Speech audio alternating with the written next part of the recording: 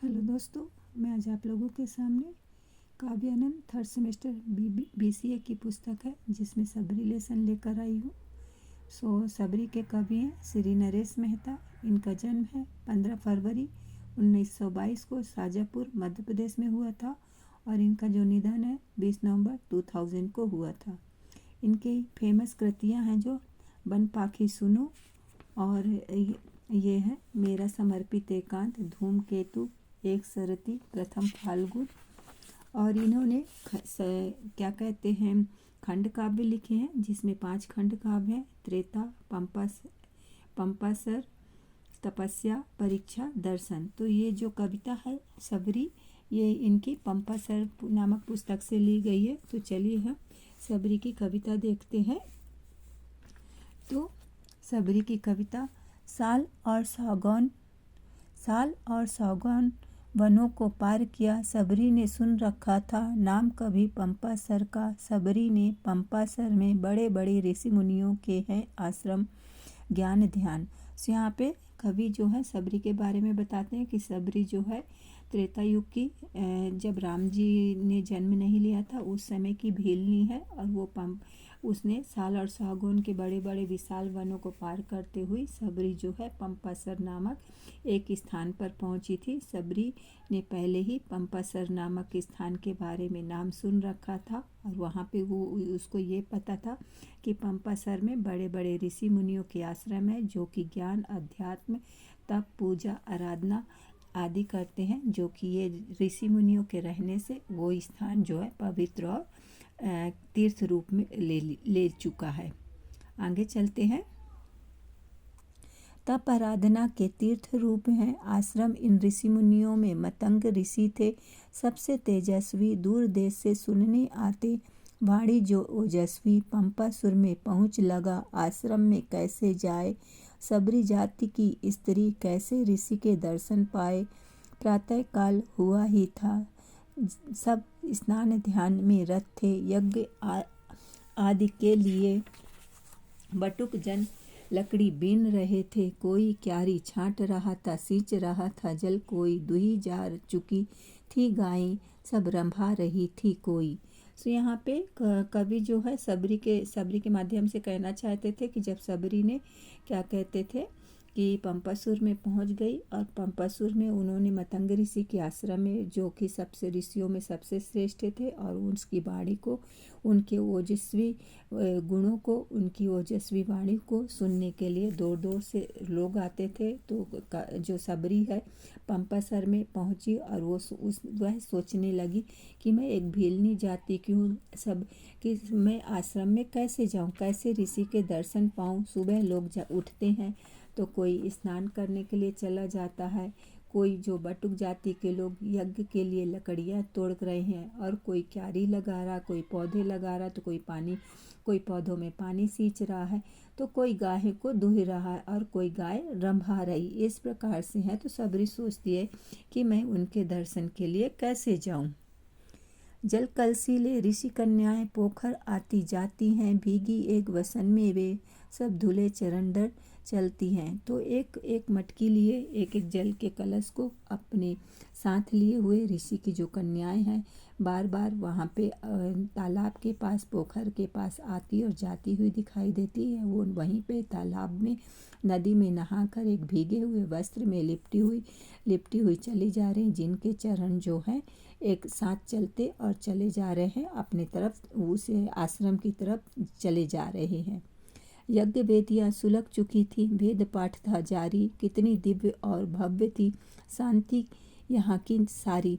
जब सबरी ने देखा कि ऋषि के पूजा के लिए यज्ञ की जो वेदी है वो भी सुलग चुकी थी, और अदर ऋषि जो थे, दूसरे ऋषि जो थे, वो पूजा पाठ, वेद पाठ आदि करने लगे थे, तो ये सब देखकर सबरी के मन में ये आया कि यहाँ की जो भव्यता है और दिव्यता है कितनी ज़्यादा अधिक है और यहाँ कितनी शांति है। पहुँची वह मतंग ऋषि आश्रम में, यज्ञ धूम था पावन, दिव्य गंध से युक्त हवा, समगान मन भावन। यहाँ पे जो क्या कहते हैं सबरी है चलते चलते कहाँ के मतंग ऋषि के आश्रम में पहुंची थी, क्योंकि वहाँ यज्ञ और हवन चल ही रहा था। वो मनोहर, वो पावन पवित्र स्थान था और यज्ञ धूमधाम से चल रहा था और यज्ञ की जो खुशबू थी वो पूरे हवा में फैल रही थी और वो वातावरण बहुत ही खुशहाली भरा और आनंदित सा दिखाई दे रहा था। आगे चलते हैं। जाकर स्नान किया पोखर में, हो पवित्र तन मन से, बैठ गई आश्रम फाटक पर, सार्थक हो दर्शन से। जो सबरी है तालाब वहीं पे जब देखी कि सारे लोग स्नान करके जा रहे हैं, तो सबरी ने भी तालाब में जाकर अपने तन और मन को पवित्र किया और आश्रम का जो मुख्य द्वार था वहाँ पे ऋषि के दर्शन की अभिलाषा से वहीं फाटक के पास बैठ गई कि अगर ऋषि यहाँ से निकलेंगे मतंग ऋषि तो मैं उनके दर्शन कर लूँगी। शांति पाठ हो चुका। मतंग तब मंडप से उठ आए।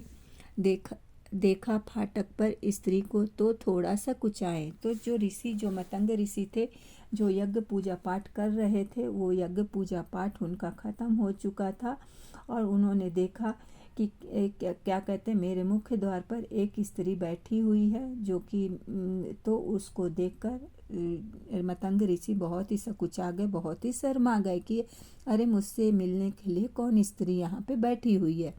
पूछा ऋषि ने, तुम कौन हो और कहाँ से आई? देखा न तपोवन में पहले, क्या नई आई हो?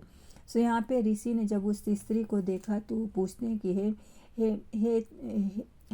हे माता, तुम कौन हो और कहाँ से आई हो? पहले तो मैंने तुम्हें अपने आश्रम में यहाँ पे कभी भी नहीं देखा। क्या तुम आज नई आई हो? इसके पहले तो तुम्हें मैंने यहाँ पे अपने इस आश्रम के आसपास इस तपोवन में कभी भी नहीं देखा था। देन ऋषि की जिज्ञासा वाणी सुन भर आए सबरी के लोचन, कैसे बताए अंत्यज है सब साबर जाति की दुख मोचन। चौके मतंग वह समझ गए, कीचड़ में कमल खिला है यह, होगी अछूत पर जाने किन जन्मों का पुण्य खिला है। यहाँ पे जब ऋषि ने सबरी की बात सुना, सबरी सोच में पड़ गई कि क्या बताए और क्या ना बताए। तो ऋषि की जब ये बाणी सुनी कि तुम कहाँ से आई हो, तो सबरी की आंखें भर आई, आंखों से आंसू निकल गए और वो सोचने लगी कि मैं कैसे बताऊं कि मैं नीच जाति की नारी हूँ, कैसे कहूँ कि मैं मेरी भीलनी हूँ। तो सबरी की भाव भंगिमा और उसके चेहरे के एक्सप्रेशन को देखकर, चेहरे के हाव भाव को देखकर ऋषि समझ गए और चौंक गए और सोचा किया जैसे उन्होंने सोचा था कि जो कमल है कीचड़ में ही खिलता है, वैसे ही आज मेरे आश्रम में भी ये महिला आई हुई है और होगी जैसे भी अछूत है या जैसे जो भी है, बट यहाँ पे उसके कई जन्मों का पुण्य आज खिला है कि जो यहाँ पे आज मेरे पास वह सबरी यहाँ पे मेरे से मिलने के लिए मेरे आश्रम में आई है। चुप देख, पुनः सबरी बोली, चिंता ना करे मेरे कारण, मैं किसी पेड़ के नीचे रहकर कर लूँगी जीवन यापन। तो सबरी ने देखा कि ऋषि जो है चुप है, कुछ भी नहीं बोल रहे हैं। तो सबरी सोची कि हो सकता है मेरे कारण से ऋषि को तकलीफ होगी, तो इसीलिए सबरी ऋषि से कहती है कि हे ऋषिवर, आप चिंता ना करें, मेरे कारण आपको कोई भी तकलीफ नहीं होगी। मैं किसी पेड़ के नीचे अपना जीवन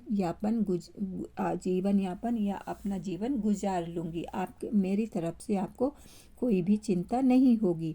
मैं चाह रही थी केवल प्रभु के श्री चरणों की सेवा,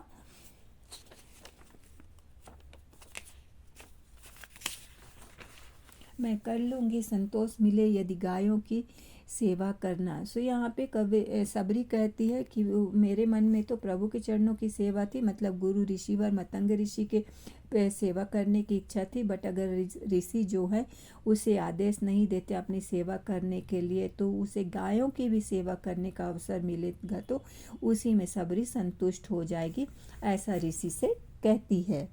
प्रभु के श्रीमुख से प्रवचन सुन भव सागर तर जाऊंगी, पापी हूँ गुरु की कृपा हुई तो हरि गुणगा तर जाऊंगी। मैं पापी हूँ हतभागी, इस भव सागर से पार करो, प्रभु चरणों में ही भक्ति अटल, मुझको दासी स्वीकार करो। विश्वास हो गया ऋषि को सबरी निश्चय पुण्य आत्मा जाने किन कर्मों के हित थी भटक गई यह आत्मा। सो यहाँ पे जो है सबरी मतंग ऋषि से कहती है कि मैं प्रभु के जो ऋषिवर के जो दिन रात प्रवचन चलते हैं उसी को सुनकर मैं इस भव सागर से, इस जीवन रूपी सागर से मैं पार हो जाऊंगी। मैं तो दुर्भागी हूँ, पापी हूँ, और मैं आपके चरणों में अगर आपकी कृपा हो गई तो मैं क्या करती हूँ कि आपके कारण ही मैं हरि के प्रभु के गुण गाकर इस संसार से, इस शरीर से तर जाऊंगी। मैं पापी हूँ, मैं दुर्भागी हूँ, आपके चरणों की मैं भक्ति अटल चाहती हूँ। अगर आपके चरणों की भक्ति मुझे मिलती रहेगी तो क्या कहते हैं, मैं भव सागर से तर जाऊंगी। तो सबरी की विनती से ऋषि को विश्वास हो गया कि निश्चय ही यह एक पुण्यात्मा है और ना जाने किन कर्मों के कारण भटक रही है। सो यहाँ पे जो सबरी की बात सुनकर उन्होंने बोला कि आप मुझे अपनी दासी स्वीकार कर लीजिए। इसके कारण से ऋषि जो है मतंग ऋषि वो समझ गए कि ये कोई मतलब पुण्य आत्मा है जो कि अपने किस जन्म कर्मों से ये इस धरती पर भटक रही है। जब प्रभु ने ही भेजा है वे ही पथ दिखलाएंगे, हे दीन बंधु विश्वास इस दीना को अपनाएंगे।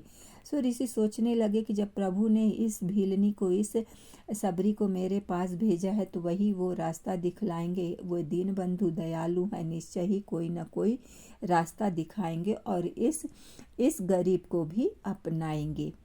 तो ये जो सबरी जो पोयम ली गई है पंपासर भाग से ली गई है। सो आप लोगों को ये पोयम कैसी लगी, ये कविता कैसी लगी ज़रूर लिखकर बताइएगा, कमेंट्स ज़रूर करिएगा। धन्यवाद।